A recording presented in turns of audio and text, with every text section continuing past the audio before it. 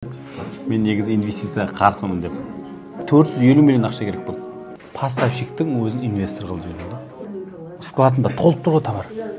Біз алдық 60 миллион товарын кіргіздік.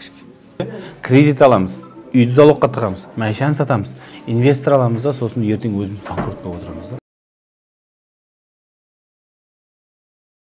Ассалаумағалейкум достар, инвесторды қалай табу керек, инвесторға қалай, вообще бизнеске қалай инвестиция тарту керек, идея бар, ақша жоқ. Сол мәселені қалай шешеміз, бүгін Бәкең сіздермен көрсететін болады. Бүгін ғана жаңа стористе жауап берген ғой. Мен негізі инвестицияға қарсымын деп. Ол қалай? Өйткені мынандай нәрсе ғой.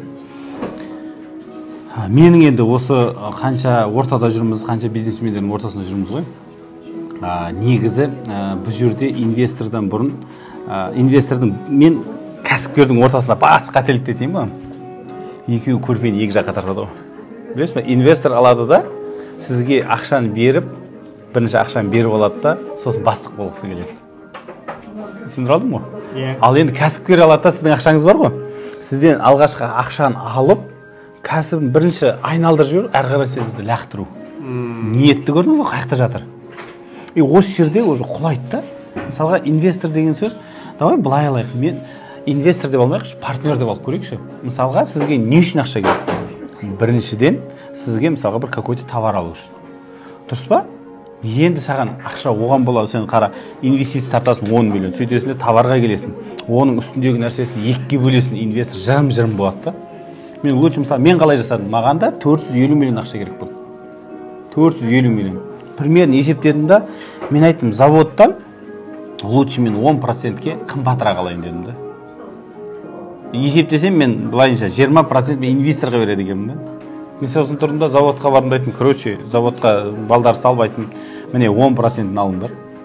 Мысалы, товар 100 теңге тұрса, маған бірінші темен бағам бер. 110 теңгеден бере бер маған. Но бірақ маған сен подконсигнация бер, подреализация бер. Қарызға бер. Не істедім? Поставщиктің өзін инвестор қылып жібердім да. Берем ол қарызға? Я, кеше мысалға Елән темасы дәл солай өтті. Складында толып тұр ғой товар. Біз алдық 60 миллион товарын кіргіздік. Айттық, міне мен сенің товарыңды өткізіп берушімін.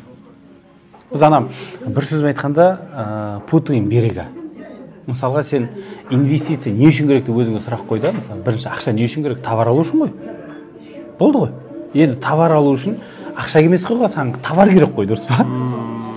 Көрдіңіз бе, мен мысалға келдім де айттым, братан, сенің товарың тұр ғой, склад толып тұр. Давай оны магазиндерге қойып тастайық. Мен магазиндерге қоюшымын, сен товар берушісің. Үстінен пайда шығады, расход тауып тастаймыз, екіге бөле салайық. Сен товар берумен алсың, мен сатумен алсайын. Көрдіңіз бе? Сол сияқты нәрселер өте көп та бізде. Біздер не істейміз?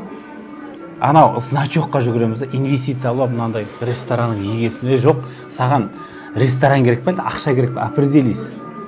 Егер ақша керек болатын болса, сен просто келді, мысалы мен ана, мысалы нардан Макс болып қойген кезде айттық қой біз. Поварларға дейін біз услуганы істеп берейікші. Сәбізін тазартып берейік, фаршын жасап берейік, манысын бүріп берейік. Услуга ғой. Сөйтекте сосын базардың бағасымен беретін жолын қарастырайық. Бітті, любой ресторан сіз сүй болады да. Сол сияқты біз не керек екенін өзіміз білмейміз да, сөйтеміз де инвестиция жүгіреміз де, кредит аламыз, үйді залогқа тығамыз, машина сатамыз, инвестор аламыз да, сосын ертең өзіміз банкрот болып отырамыз да. Бизнес бір-ақ нәрседен тұрады, ол переговордан тұрады, Мәке. Біз екеуміз кездестік, сөйлестік, бір шай іштік, екеуміз бір-біріміздің жұмысымызға көмектесші деп отырдық қой, мысалы. Сіз маған ақша берген жоқ, мен сізге ақша берген жоқ. Не өзгерді? Коллаборация болды. Сіздің плюсіңіз бар, менің плюсім бар. Мен плюсім сізге бердім, сіздің плюсіңіз мен алып отырмын. Отырмыз ғой. Инвесторды сөйтіп қарауымыз керек та, бізге ақша деп қарамауымыз керек. Вообще біз бизнесте не қалайтынымызды түсініп алуымыз керек та. Өте керек. Ойым жете салдым ғой, иә? Неге құрметті достар, инвестицияны қалай тарту керектігін, вообще инвестор қалай инвестордан емес, керек затына тікелей баруды Бәкең өте дұрыс жолмен, қысқа жолмен түсіндірді деген сенімдемін.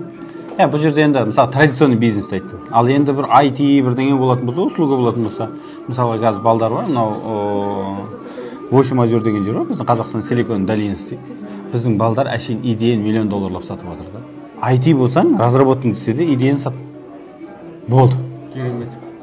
Мысалы, кеше біздің балдар уже мысалға өзінің идеясының сатып жіберді, $3 миллион. Осы Сингапурға көшіп баратыр да. Шабыс болды. Кеше мен мотоциклмен тауға шықтым.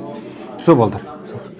То есть определись, братан, саған ақша керек па, әлде бизнес керек па? Болды. Бәрі шешіледі. Сұрақтарыңыз бар болса, комментарияға жаза кетіңіздер. Ең қызықты сұрақтарға жауап беретін боламыз. Және бөлек консультацияға жазыламын дейтін болсаңыздар, астына WhatsApp нөмір жазып қойдық. Байкеңнің консультациясында жазылуға мүмкіндік алыңыздар. Келесі видеода кездескенше аман болыңыздар.